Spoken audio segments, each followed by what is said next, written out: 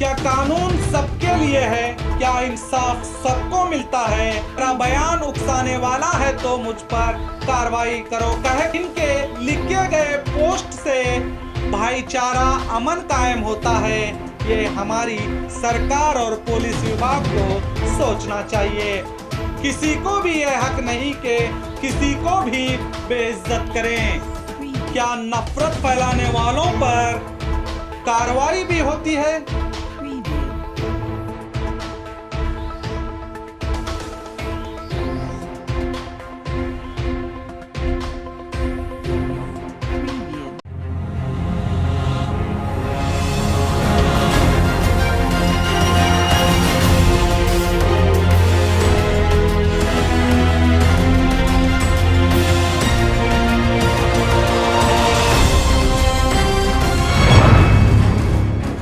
क्या कानून सबके लिए है? क्या इंसाफ सबको मिलता है? क्या नफरत फैलाने वालों पर कार्रवाई भी होती है? क्यों कोई भी किसी को कुछ भी कहता है? क्या हमारे देश का कानून इतना कमजोर हो गया है? आपका खैर मकदम है 4 टीवी न्यूज हक की आवाज में। मैं हूं शकील बागमारे। कल प्रेस कॉन्फ्रेंस में दिए गए बयान पर एडवोकेट आसिफ कादरी पर एफआईआर दर्ज और मिली जमानत। कल एक प्रेस कॉन्फ्रेंस करते हुए बीजापुर शहर के एडवोकेट आसिफ कादरी ने बीजापुर सिटी एमएलए बसनगौड़ा पाटिल के कामों का ब्यौरा देते हुए कई सवालों के साथ शहर के रास्तों को लेकर चैलेंज करते हुए कहा था कि शहर का एक रास्ता ऐसा बताइए जहां पर कोई गड्ढा ना हो। अगर कोई सड़क सही होगी तो मैं अपनी जबान काटकर आपके पैरों में रख दूंगा, अगर नहीं है तो आप राजनीति से राजीनामा दें। और एमएलए बसनगौड़ा पाटिल ने रेवेन्यू मिनिस्टर आर अशोक को भेजे गए एक खत का हवाला देते हुए आसिफ कादरी ने कहा कि एमएलए अभी बच्चे हैं, इन्हें कोई कानूनी ज्ञान नहीं है। आपको बता दूं, बसनगौड़ा पाटिल के जरिए भेजे गए खत में बसनगौड़ा ने कहा है कि बीजापुर जिले में सरकारी जमीन को जबरन वक्फ बोर्ड ने नाम कर लिया।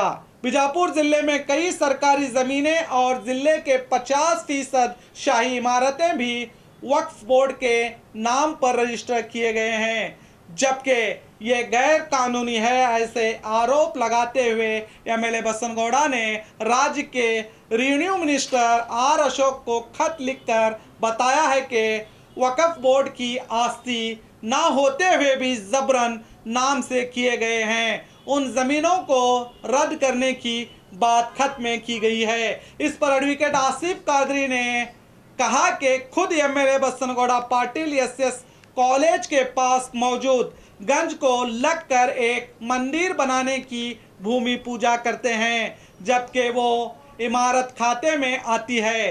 गैर कानूनी तौर पर मंदिर बनाने का काम की भूमि पूजा करने वाले बसनगौड़ा पाटिल को पहले कानून की जानकारी लेनी चाहिए, फिर बात करनी चाहिए, कहा कादरी ने। और कई गैर कानूनी तौर पर तामीर इमारतों के सर्वे नंबर भी बताए। इस प्रेस कॉन्फ्रेंस के बाद जैसे ही मीडिया ने खबर दिखाया, उसके बाद गोली गुम्मस पुलिस थाने में एडवोकेट आसिफ कादरी पर एमएलए बसनगौड़ा पाटिल के भतीजे बापू गौड़ा इसू गौड़ा पाटिल ने एफआईआर दर्ज करके आईपीसी की धारा 153 504 दाखिल किया। पहले मैं आपको ये समझाता हूं कि 153 धारा क्या है। किसी को जानबूझकर दंगा करने के लिए उकसाना या कोई गलत बात करने या किसी को जानबूझकर भड़काने के लिए या लापरवाही तौर पर कार्य करने या किसी व्यक्ति को गुस्सा दिलाना ताकि वो क्रोध में आकर दंगा या हमला कर दे, इस हालत में ये धारा लगाई जाती है। और आईपीसी की धारा 504, अगर कोई व्यक्ति किसी का अपमान करता है, उसे कोई क्राइम करने पर उकसाता है, तो उस वक्त ये धारा लगाई जाती है। उसके बाद एडवोकेट आसिफ कादरी गोली गुम्मस पुलिस थाने जाकर अपने चाहने वालों के साथ अपनी गिरफ्तारी देते हैं। उसके बाद पुलिस अपनी कार्रवाई करते हुए इन्हें जज के सामने पेश करते हैं, जहां इन्हें जमानत दी जाती है।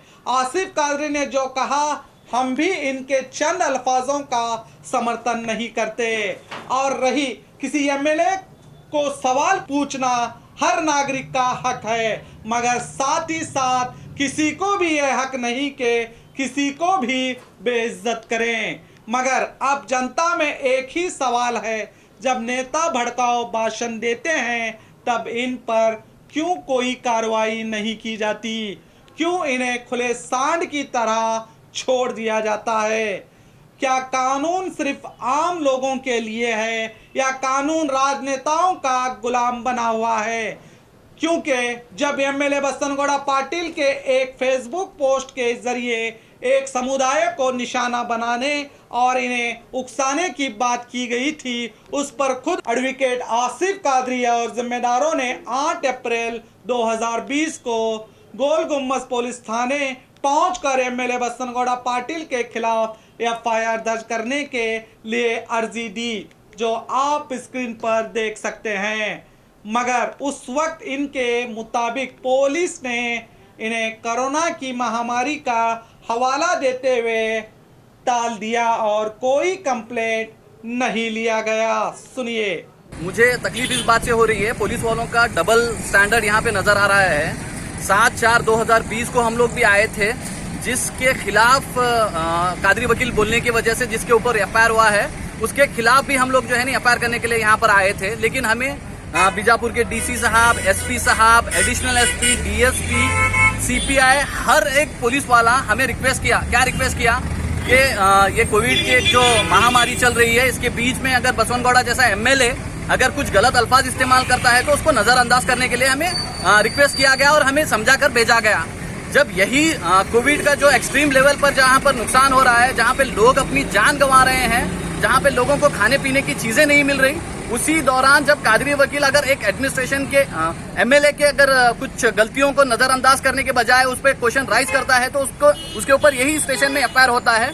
तो मैं यही बोलना चाहता हूं कि बीजापुर में पुलिस वालों को एक अपने कर्तव्य निभाना चाहिए, उनकी ड्यूटी निभाना चाहिए, ना कि किसी के इशारों पे नाच कर किसी के ऊपर एफआईआर करना चाहिए। जबकि उस पोस्ट में बसनगौड़ा पाटिल ने तबलीगी जमात को निशाना बनाते हुए अपनी निजी आईडी से 7 अप्रैल 2020 को लिखा के कोरोना फैलाने वाले धार्मिक लोगों और तबलीगी जमात को सावधान करो, अगर ना माने तो उन्हें गोली मारो, अगर मेरा बयान उकसाने वाला है तो मुझ पर कार्रवाई करो, कहकर इस तरह का भड़काऊ पोस्ट सोशल मीडिया में डाला था। जब कंप्लेंट देने मजहबी जिम्मेदार पहुंचे तो कोई कानूनी कार्रवाई नहीं की जाती है, तो इस पर आप क्या कहेंगे? एक समुदाय को कोरोना फैलाने का दोषी बनाना और उन्हें गोली मारने की बात करना, क्या ये आईपीसी की धारा 153 या 504 की धारा में नहीं आता? क्या इससे किसी को जानबूझकर दंगा करने के लिए उकसाना या कोई गलत बात करने या किसी को जानबूझकर भड़काना या किसी व्यक्ति को गुस्सा दिलाना ताकि वो क्रोध में आकर दंगा या हमला कर दे नहीं है? क्या इनके लिखे गए पोस्ट से भाईचारा, अमन कायम होता है? ये हमारी सरकार और पुलिस विभाग को सोचना चाहिए। और ऐसा नहीं है कि बसनगौड़ा पाटिल जी ने पहली बार किसी मजहब के खिलाफ भड़काऊ पोस्ट लिखा या भड़काऊ भाषण दिया है, बल्कि कई बार इन्होंने एक खास मजहब को बार बार निशाना बनाया है। देखिए। ಏನು ನೀವೆಲ್ಲ ಕಾರ್ಪೊರೇಟರ್ಗಳು ಹಿಂದೂ ಪರವಾಗಿ ಕೆಲಸ ಮಾಡಬೇಕು, ಸಾಬರ್ ಪರವಾಗಿ ಅಲ್ಲ ಅಂತ ಹೇಳಿ ನಾವು ಯಾಕಂದ್ರೆ ಹೌದು ಜನ ನಾವು ಯಾರೀ ನನಗೆ ಹಾಕಿದವ್ರು ಯಾರು ಬಿಜಾಪುರನ ಓಟ ಸಾಬರಿಗೆ ನಾ ಬ್ಯಾಡೆ ಅಂತ ಹೇಳಿದ್ದೆ ಮೊದಲು. ನಮ್ಮವ್ರಿಗೆ ಎಲ್ಲರಿಗೂ ತಾಕೀತು ಮಾಡಿದ್ದೆ, ನಾನು ಆಫೀಸಿಗೆ ನಾನು ಹಿಂದೆ ಮುಂದೆ ಎಲ್ಲರೇ ಟಬ್ಗಿಯವರು ಬುರ್ಕಾದವ್ರು ಬಂದು ನಿಂದಿರಬಾರ್ದು. ಆ ಮಕ್ಕಳಲ್ಲಿ ಹಸಿರು ಗುಲಾಲ್ ಹಾರಿಸಿ ರಾತ್ರಿ 11 ತನಕ ಮೆರವಣಿಗೆ ಮಾಡ್ಕೊಂಡಾರ. ಅವ್ರದ್ದು ಮುದಿ ಸಹಿತ ನೋಡೋದು ಬೇಡ, ನಮ್ಗೆ ಇಲೆಕ್ಷನ್ ಮುಗಿತಾರೆ. ನನಗೆ ಹಚ್ಚಿದ್ರೆ ಕೆಲವು ಮಂದಿ ಮ್ಯಾಗನ ಕಂಪ್ಲೇಂಟ್ ಮಾಡಿದ್ರೆ ಏನ್ರಿ ಹಿಂಗೆ ಮಾತಾಡ್ತಾರ. ಹೌದು, ಹಂಗೆ ಮಾತಾಡ್ತಾರೆ.